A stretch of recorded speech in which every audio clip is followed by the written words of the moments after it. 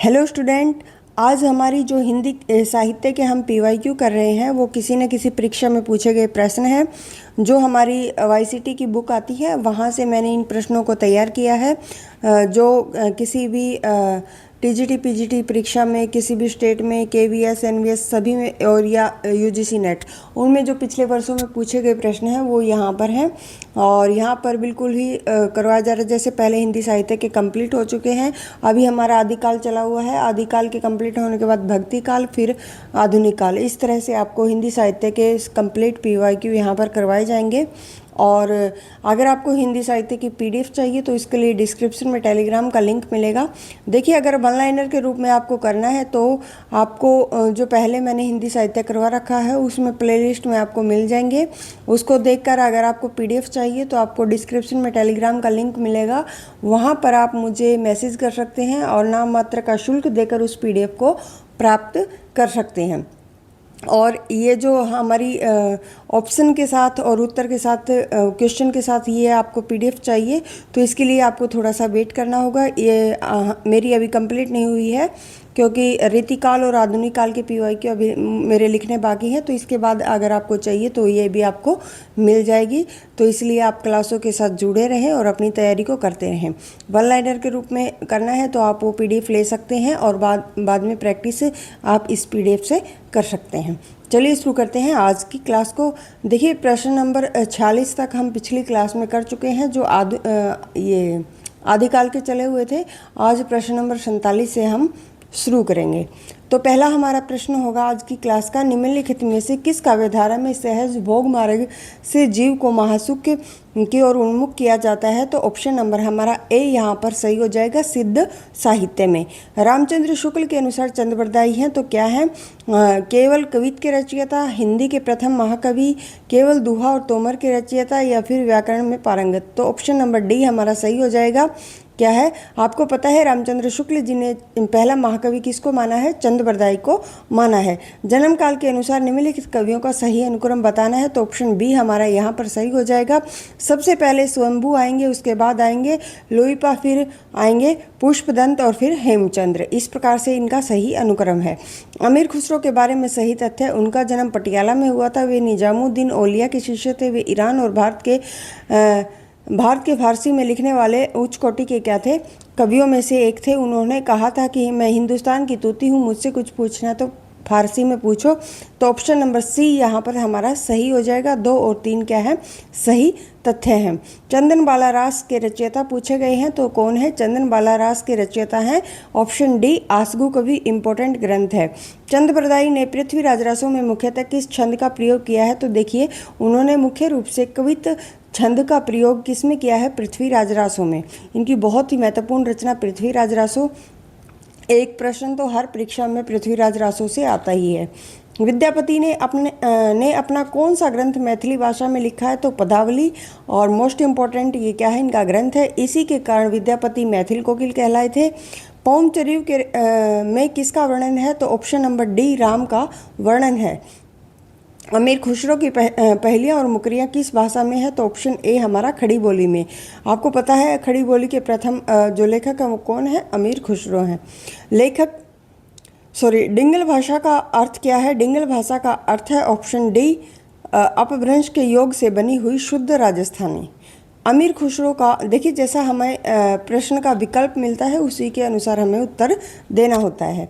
अमीर खुसरो का जो जन्म है वो कहाँ पर हुआ था? तो जिला एटा में हुआ था। किसका? अमीर खुसरो का जन्म।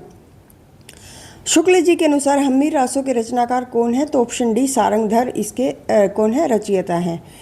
विद्यापति ने किस भाषा में काव्य रचना की है? तो ऑप्शन नंबर सी हमारा मैथिली भाषा में। अमीर खुसरो ने हिंदी के लिए कौन सा शब्द प्रयुक्त किया है? तो option number B, Hindavi. Kirtilata की भाषा क्या है? ऑप्शन बी, मिश्रित अपभ्रंश है। कीर्तिलता किसकी रचना है? विद्यापति की। बालचंद विद्यावाई भाषा दूह नहीं लगन लगई दुज्जन हासा। विद्यापति की रचना विद्यापति की किस रचना की ये पंक्ति है? तो ऑप्शन नंबर डी हमारा कीर्तिलता से ली गई ये पंक्ति है। निम्नलिखित में से कौन सी अमीर खुसरो की रचना नहीं है? तो ऑप्शन बी हमारी पुरुष परीक्षा, ये इनकी रचना नहीं है। पहेलियाँ मुकरियाँ, दो सुकने खालिक बारी इम्पोर्टेंट है। ये तीनों रचनाएं किसकी हैं? अमीर खुसरो की हैं। और आप मुझे कमेंट बॉक्स में बताएंगे कि पुरुष परीक्षा किसकी रचना है। आगे देखिए, निम्नलिखित में से कौन निर्गुण भक्ति धारा का कवि नहीं है? तो निर्गुण भक्ति धारा का कवि कौन नहीं है? रैदास, नानक, कबीर या फिर विद्यापति? तो ऑप्शन डी विद्यापति। विद्यापति कौन से काल के हैं? ये हमारे आदिकाल के क्या है? कवि। आगे देखिए, ढोला मारूरा दुहा में ढोला के पिता का क्या नाम है? तो ऑप्शन बी हमारा राजा नल है। ये देखिए, विद्यापति को आदिकाल और भक्ति काल के बीच की कड़ी भी माना जाता है। ये प्रश्न भी आपको याद होना चाहिए। आगे देखिए, गोरखनाथ का समय 11वीं सदी है। ये मान्यता किस विद्वान की है? तो ऑप्शन डी पीताम्बर दत्त बर्तवाल की है। नाथ पंथ सिद्धों की परंपरा से छट कर निकला है, ये कथन किसका है? ऑप्शन डी रामचंद्र शुक्ल जी का है। डिंगल मिश्रित भाषा की क्या है? रचना है। ये डिंगल मिश्रित भाषा की रचना कौन सी है? ये पूछा गया है। तो ये कौन सी है? पृथ्वीराज रासो डिंगल भाषा की रचना है। आदिकाल हिंदी के संबंध में उपयुक्त नहीं है। आदिकालीन हिंदी के संबंध में क्या उपयुक्त नहीं है? तो वो पूछा गया है। संयोगात्मकता की ओर झुकाव, ढ ध्वनि का प्रयोग या फिर संयुक्त स्वर ऐ का प्रयोग। तो ऑप्शन नंबर ए हमारा क्या है? यहाँ पर उपयुक्त नहीं है, बाकी तीनों उपयुक्त हैं। आगे देखिए, प्रश्न नंबर 17 है हमारा। कमान बान छुटही अपार, लागत लोह इस सारी धार, धमसान धान सब वीर खेत, धन सोन बहुत अस रकत रेत। उक्त पंक्तियों में किसके मध्य होने वाले युद्ध का वर्णन है? तो ऑप्शन नंबर सी हमारा पृथ्वीराज की सेना और समुद्र शिखर के बीच के युद्ध का वर्णन इसमें है। आगे देखिए, यह कहानी 16वीं शताब्दी के बाद की लिखी हुई है और रासों में प्रक्षिप्त हुई है। पद्मावती समय के विषय में किसका कथन है? तो ऑप्शन बी हमारा हजारी प्रसाद द्विवेदी जी का ये कथन है। प्रश्न नंबर 72 है। तिब्बत में 84 सिद्धों की जो परंपरा है, उनमें से कौन से सिद्ध ने आरंभ की थी? तो ऑप्शन डी लुइपा ने। निम्नलिखित में से कौन सा आदिकाल के अंतिम चरण के सुप्रसिद्ध कवि हैं? तो ऑप्शन ए अमीर खुसरो।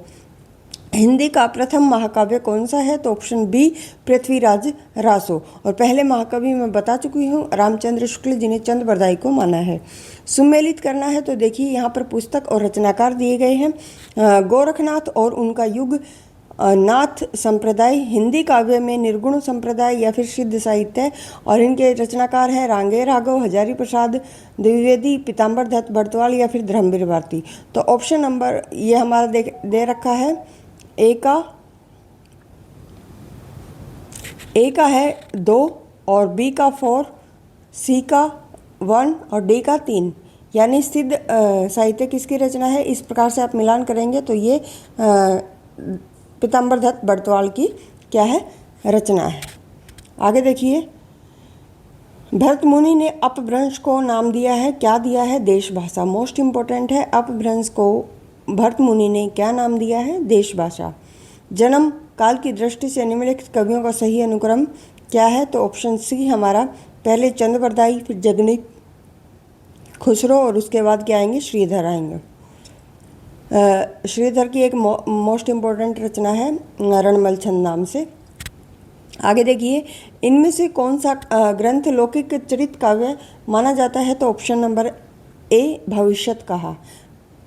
आगे देखिए, नाथ संप्रदाय के जो प्रवर्तक हैं वो कौन थे? गोरखनाथ हैं, इम्पोर्टेंट है। महापुराण के रचयिता कौन है? पुष्पदंत। मोस्ट इम्पोर्टेंट रचना है महापुराण किसकी? पुष्पदंत की। इन सिद्धों एवं नाथों में सबसे पुराने कौन है? तो ऑप्शन बी मच्छंद्रनाथ। सिद्धों और नाथों में सबसे पुराने कौन है? मच्छंद्रनाथ आ गया ऑप्शन के अकॉर्डिंग। आगे देखिए, बिसलदेव रासो की नायिका का नाम देखिए, बहुत बार पूछा जा चुका है, राजमती।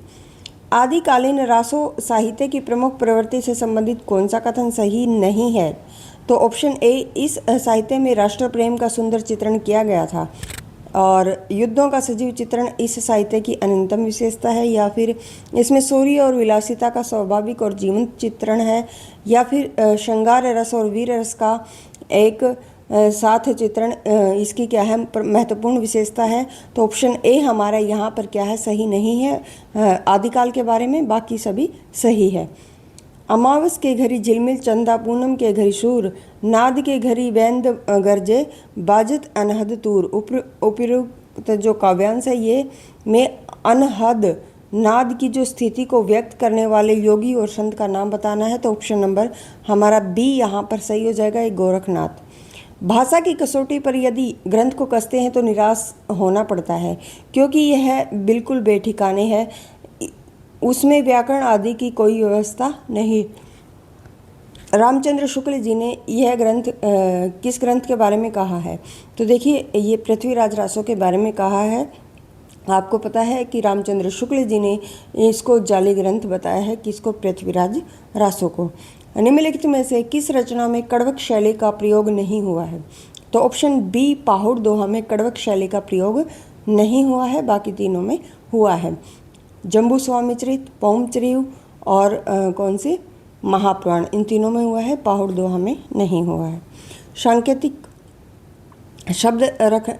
सांकेतिक अर्थ रखने के लिए उनकी वाणियों की भाषा को संध्या भाषा कहा गया है। तो किसकी भाषा को संध्या भाषा कहा गया? सिद्धों की भाषा को संध्या भाषा कहा जाता है। आदिकाल के किस कवि की भाषा हिंदी के वर्तमान के सर्वाधिक निकट है? तो अमीर खुसरो। पृथ्वीराज रासों में प्रमुख रस कौन सा है? तो ऑप्शन ए हमारा यहाँ पर सही हो जाएगा, वीर और श्रृंगार रस इसके प्रमुख क्या है रस है पृथ्वीराज रासों के।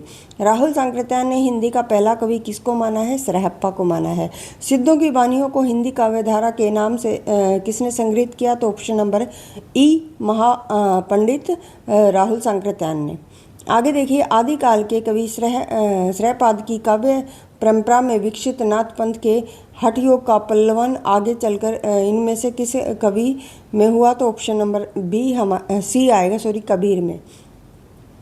बौद्ध धर्म के सिद्धांतों में देश की बदलती हुई परिस्थितियों ने जिन नवीन भावनाओं की सृष्टि की, उन्हीं के परिणाम स्वरूप सिद्ध साहित्य की रूपरेखा तैयार हुई। सिद्ध साहित्य के प्रादुर्भाव विषयक ये कथन किसका है? तो option number A Ramkumar Verma का है।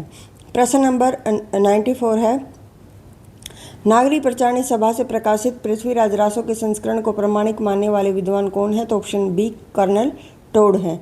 भरतेश्वर बाहुबलीरास से किस काव्यधारा का जो भरतेश्वर बाहुबलीरास है वो किस काव्यधारा का ग्रंथ है? तो ऑप्शन नंबर हमारा ए जैन साहित्य से संबंधित ग्रंथ है। कौन सा? भरतेश्वर बाहुबलीरास। निम्नलिखित में से कौन सी रचना शिलांकित है? तो ऑप्शन नंबर डी राउलवेली। ये किसकी है? रोड़ा कवि की है, पीछे मैं करवा चुकी हूँ। ये क्या है? चंपू काव्य भी है। चंपू काव्य किसे कहते हैं? जिसमें गद्य और पद्य मिश्रित होता है, उसे चंपू काव्य कहते हैं।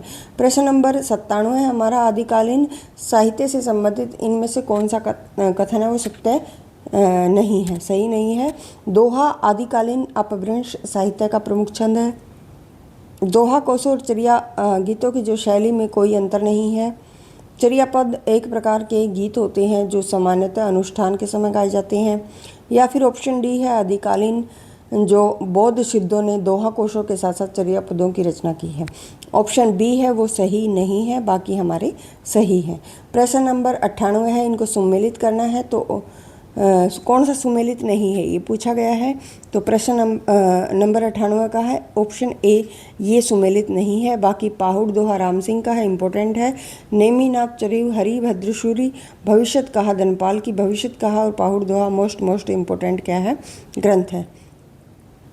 आगे देखिए, जसहर चरिव के लेखक कौन है? ऑप्शन बी पुष्पदंत, ये भी इम्पोर्टेंट ग्रंथ है।